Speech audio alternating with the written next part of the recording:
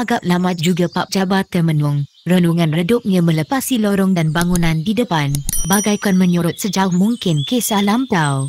Saya tak berniat mahu menyusahkan anda. Kalau berat rasanya tak usahlah disebut kisah Mahruf. Lembut nada suara Datuk meluahkan kata. Bukan apa-apa, saya terasa hibur bila menyebut nama Mahruf. Orangnya baik berhati mulia.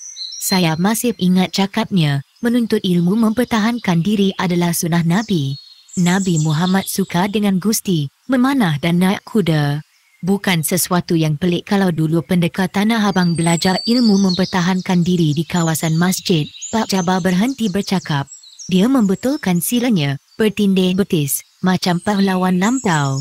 Dia selalu berpesan pada kawan-kawan. Pak Jabar menambah kata tetapi tidak melanjutkannya. Jamaluddin dan Datuk tersentak dengan tindakannya itu. Apa pesannya? Tanya Jamaluddin. Jangan menjual dan menunjuk-nunjuk. Tetapi bersedialah membeli dari orang yang mahu menjual, sebab menamatkan ungkapan itu. Pak Jabar tentang biji mata Jamaluddin. Ada lagi pesannya yang lain. Datang lagi pertanyaan dari Jamaluddin.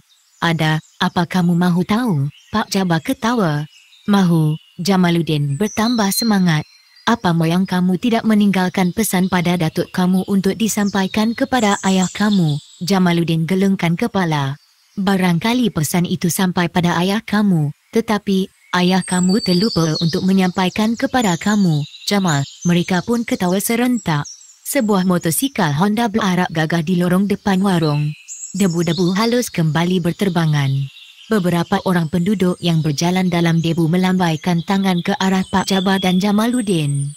Melihat situasi tersebut, sesiapa pun boleh membuat kesimpulan bahawa Pak Jabar adalah orang tua yang dihormati dan disegani di kawasan tersebut.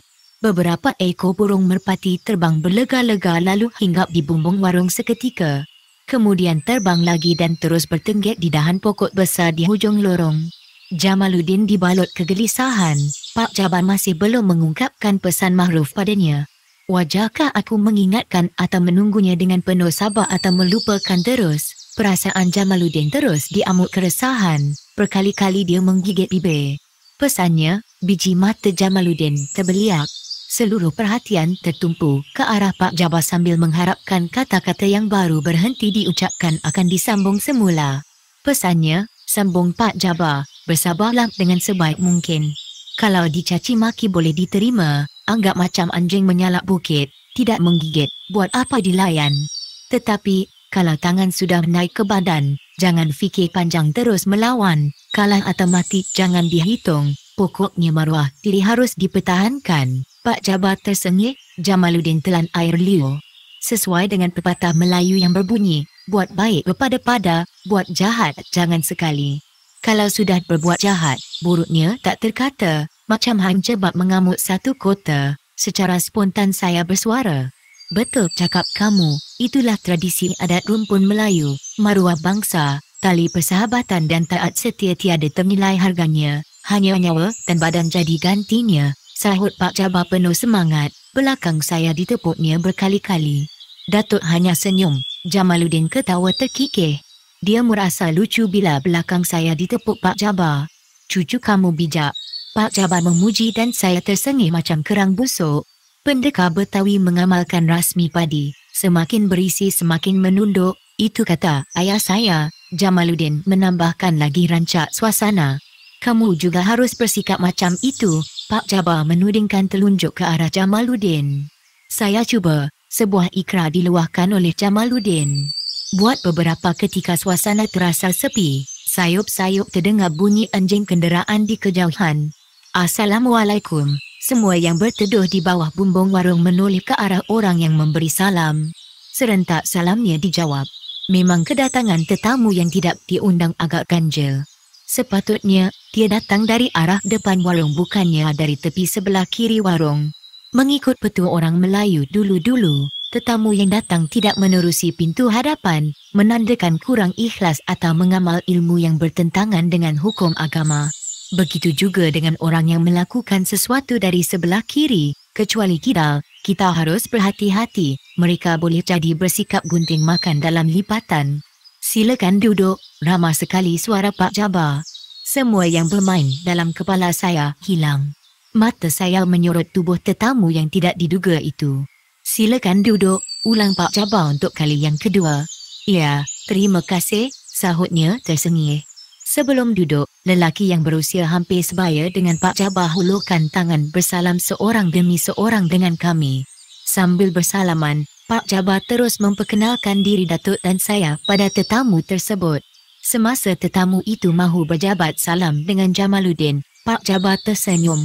Yang ini bukan orang seberang, dia orang Betawi, kata Pak Jabar. Oh, tak rupa macam orang Betawi. Tetamu itu terus menepuk bahu Jamaluddin dan kemudian memeluknya penuh mesra. Saya cuma bergurau, awak memang orang Betawi tulen, bisik si tetamu ke lubang telinga Jamaluddin. Saya lihat mereka tersenyum. Selepas selesai dakap-mendakap dan berlaga pipi, si tetamu jeling Datuk. Menginap di mana? Si tetamu menyoal. Di Jalan Raden Saleh, balas Datuk. Di rumah siapa? Si tetamu terus mencungkil sambil menggigit bibir. Bukan apa-apa, di Jalan Raden Saleh itu ramai kenalan saya. Pendek kata semuanya saya kenal, tambah si tetamu sambil menatap wajah Datuk dalam-dalam. Menginap di rumah Pak Habib, dia jadi tetamu Pak Habib, Jamaluddin menjelaskan. Oh, si tetamu bersuara panjang dan anggukkan kepala. Dari raut mukanya, membayangkan dia bagaikan kenal dengan orang yang dimaksudkan oleh Jamaluddin.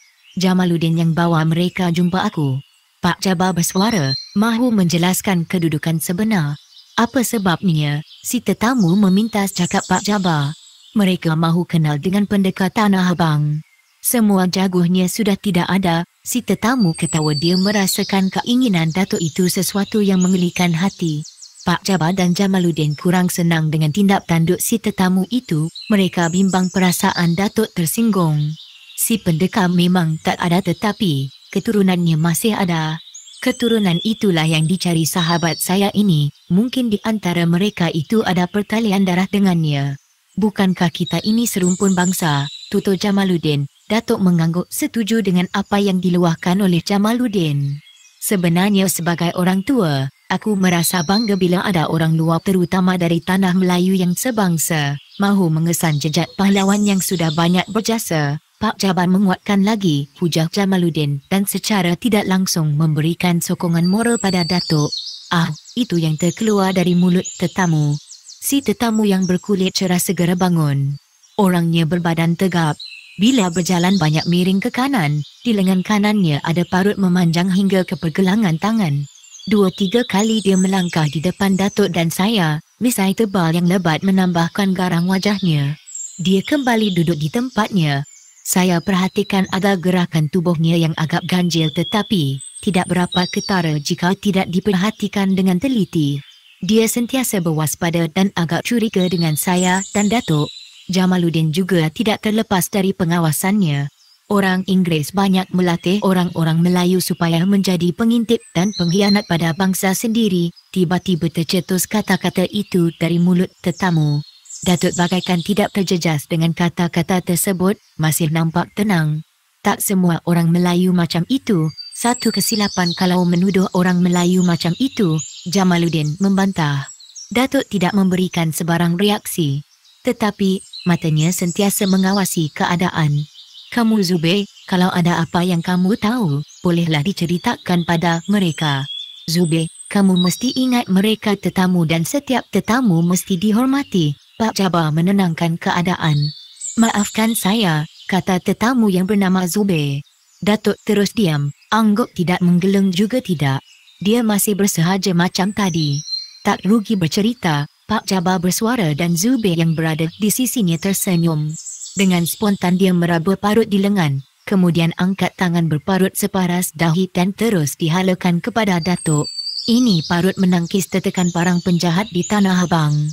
Datuk terkejut dengan tindakan yang di luar dugaan. Datuk renung muka saya sambil memberi isyarat supaya berjaga-jaga kalau terjadi sesuatu yang buruk. Nasib baik tak putus dua, Zubir berkata. Kali ini nada suaranya meninggi. Dia seolah-olah mahu menarik perhatian Datuk yang kelihatan amat dingin. Macam mana dengan penyerangnya? Tanya Jamaluddin. Dapat saya tangkap, parangnya saya rampas. Kemudian saya lepas setelah muka kirinya saya tampar. Menampar musuh di pipi kiri sambil selawat Nabil boleh membuat musuh jadi bodoh. Agaknya dia tu orang Betawi, Tanah Abang. Bertalu-talu pertanyaan dari Jamaluddin. Kalau orang yang ditanya mempunyai panas baran, sudah tentu Jamaluddin disergah. Tetapi Zubair tidak melakukan demikian. Orang luar, jawab Zubair dengan keras sambil gelengkan kepala. Orang Tanah Abang dan orang Betawi tak ada yang jadi maling, pencuri, mereka cari rezeki cara halal. Orang yang buat kacau tu, mesti orang luar. Orang beriman tak buat kerja macam itu, biar susah macam mana mereka tetap cari rezeki cara halal. Tekan Pak Jabar dengan nada suara yang mendatar, tetapi penuh bersemangat. Zubair tersengih sambil anggukkan kepala. Ketika menyedari Pak Jabar menyokongnya, gerak-geri Zubair nampak berubah, penuh keyakinan dan tidak sangsi. Ekor matanya tidak lagi mencuri pandang ke arah Datuk dan saya. Saya tidak tahu bagaimana dia boleh berubah sikap demikian.